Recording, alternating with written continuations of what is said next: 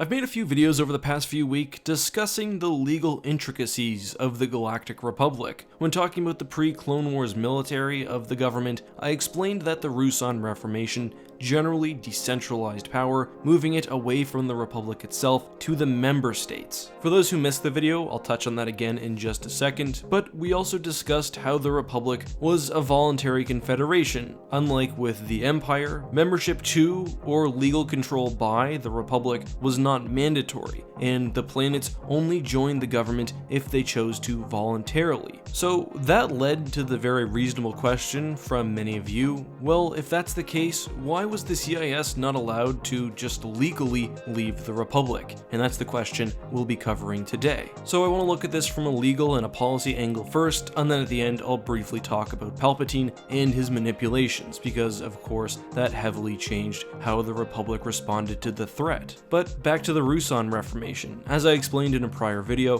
1,000 years before the Battle of Yavin, the Republic moved much of its power to its member states. That came with less responsibility, and for example, the Republic totally demilitarized, requiring planets instead to furnish their own defense forces. Despite the fact that anti-Ruusan Reformation elements were growing within the Republic, they were still fairly hands-off when it came to the politics of an individual system by the time of the Clone Wars, with the Republic's extremely stripped-down military serving only as peacekeepers or in extreme emergencies. This makes the Republic's response to the CIS attempting to secede, on its face, pretty questionable. However, I think the Republic's decision can be understood if we look at the nuances and policy of constitutional law. So one of the things that makes this question so difficult to actually answer is because it's never been officially answered within the lore, and we've never seen the actual text of the Galactic Constitution. Nonetheless, we can make some general assumptions. We know that the Constitution included provisions for joining, i.e. you have to meet certain qualifications to voluntarily join the Republic. There's also most likely provisions for division of power, i.e. as a planet you're responsible for this, you have the right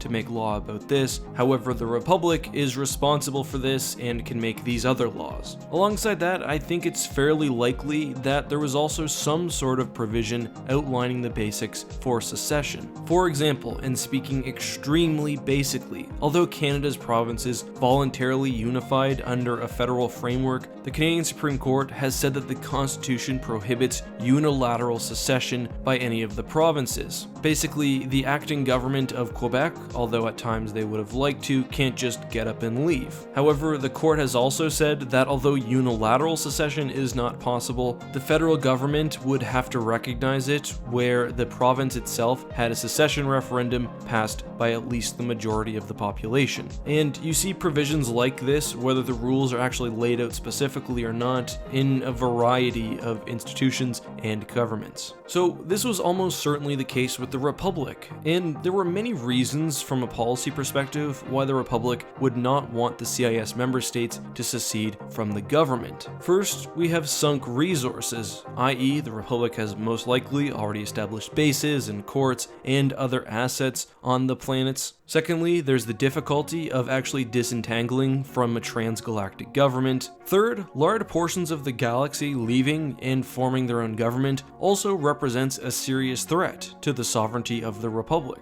And I mean that not only because of the potential for a large-scale war, but also because of the possibility of bleeding planets. Now, if the Republic truly was a voluntary cooperation between planets, perhaps that wouldn't be seen as a negative, but at this point the Republic was an institution and had stood for tens of thousands of years. On a neutral note, it was corrupt and perhaps worthy of rebuilding by this point, but it had also guaranteed a measure of stability. Likely most important for this era, however, was the economic impacts of secession. With the galaxy splintering, every lost planet results in a smaller tax base for the Republic. What's more, transgalactic trade is made much more difficult if multiple states with different rules inhabit the same galaxy. the Republic would also lose its ability to tax trade routes in certain systems, which we know was not only a large portion of their revenue, but an already contentious issue by the time of the invasion of Naboo. A final factor I think worth touching on is the fact that the CIS, despite obviously occupying a variety of worlds, was largely controlled by mega corporations. We know that mega corporations had been gaining power since the Ruusan Reformation, with the diminished influence of the Republic.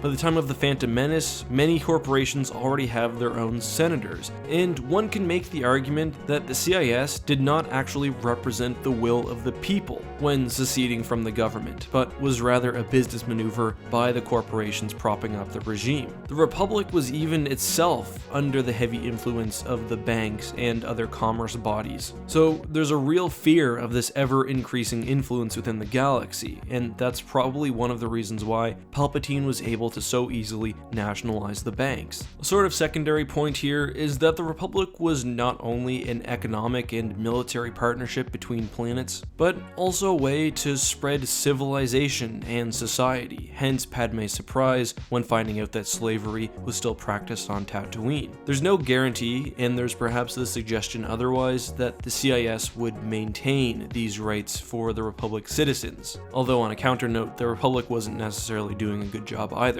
But to summarize, we have a decaying Republic, already struggling under its size and unhappiness from its constituents, dealing with a crisis that for various reasons can cripple them economically, threaten their sovereignty, and perhaps even destabilize the galaxy on a grand scale. Based on that, the anti-unilateral secession provision, which I imagine must have been in the Constitution, would have been evoked, and thus resistance against the CIS was formed. Some have argued that, well, the CIS actually was seceding peacefully before the Battle of Geonosis, but we know that the Republic was refusing to acknowledge the Separatist Union as a proper state. One other reason for why the Separatists couldn't legally secede is the fact that their leaving was not peaceful. Not only were they building a droid army, but they openly attacked the Jedi and a Republic senator on Geonosis. Now obviously that's totally because of Palpatine's machinations, but even without his influence, by the height of the Clone Wars, besides for a few senators, there didn't seem to be a large drive for peace, indicating to me at least that a diplomatic solution to the crisis resulting in the two governments was never likely. Even the Jedi did not push for Palpatine to give up his extraordinary powers, to sue for peace when the Separatist army would still exist, but only after the defeat of Grievous, where their loss seemed guaranteed. Anyway, those are just my thoughts on the matter, and I know this was a bit more of a rambly type video than usual. We talked a lot about policy, not a lot about Star Wars, but I hope you enjoyed anyway. If you did, make sure to let me know down in the comments and leave a like. I think this will be my final video without a proper Q&A at the end, so if you have a question you'd like to briefly address at the end of one of my videos, feel free to leave it below with the hashtag AskEck. Anyway, until next time guys, this has been EckhartsLadder. May the Force be with you.